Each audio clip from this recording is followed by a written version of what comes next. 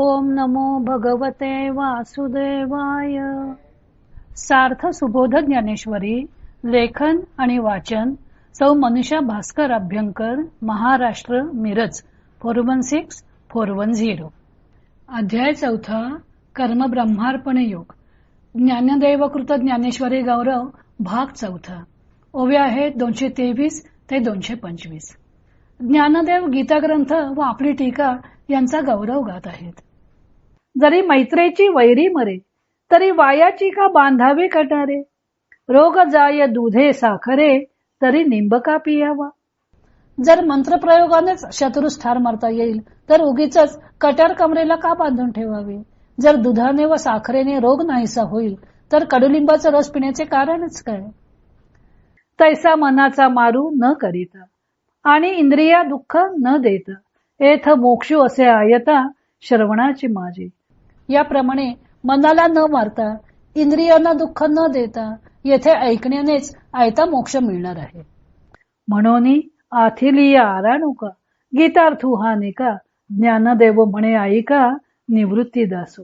म्हणून प्रसन्न मनने हा गीतार्थ चांगला ऐका, असे निवृत्तीनाथांचे शिष्य ज्ञानदेव म्हणतात. इतिश्री ज्ञानदेव विरचितायाम भावार्थ दीपिकायाम चतुर्थोध्याय. हरये नमः हरये नमः हरये नमः. जरी मंत्रेची वैरी मरे, अशी 223वी ओवी आहे. मंत्रप्रयोगाने जर शत्रूचा नाश होत असेल, तर कट्यार बाळगण्याची काही आवश्यकताच नाही. पूर्वी अघोरी विद्या प्रचलित होती.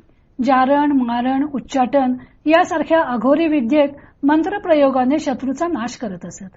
अथर्व वेदात तंत्र साधना व मंत्र साधना सांगितलेली आहे. शाक्त, कापालिक अशासारखे काही पंथ या विद्येचा उपयोग करत असत. जर मंत्राने वैर्याचा नाश होत असेल, तर मग कटार बाळगण्याची काहीच आवश्यकता नाही हे ओघाने चालेल. किंवा दूध साखरेने जर रोग नाहीसा होत असेल, तर कडुलिंबाचा रस पिण्याची आवश्यकताच उरणार नाही. तसेच ज्ञानेश्वरी श्रवणाने जर मोक्षप्राप्ती होत असेल, तर बाकी साधनेचे कठोर मार्ग अवलंबण्याची आवश्यकताच राहणार नाही.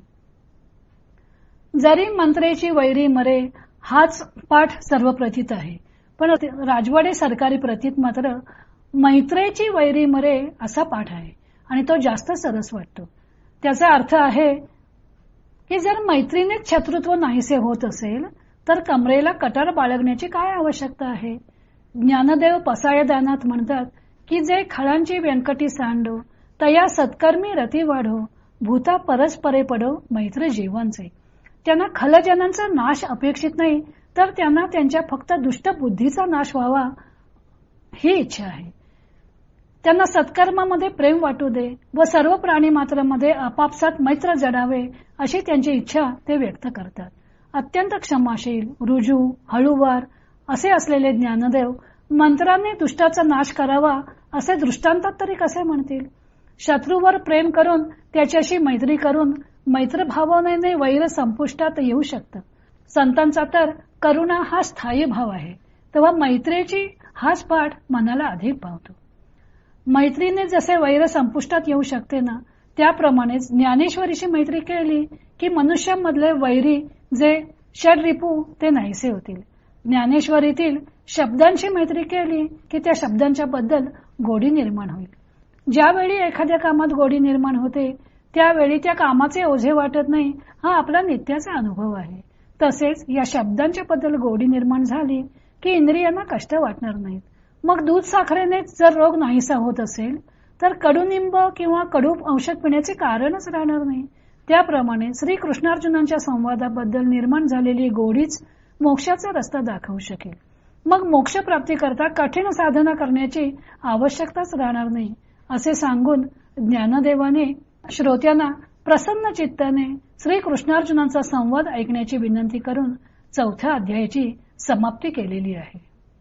इति चतुर्थोध्याय समाप्त. 4था अध्याय समाप्त. श्रीकृष्णार्पणमस्तु.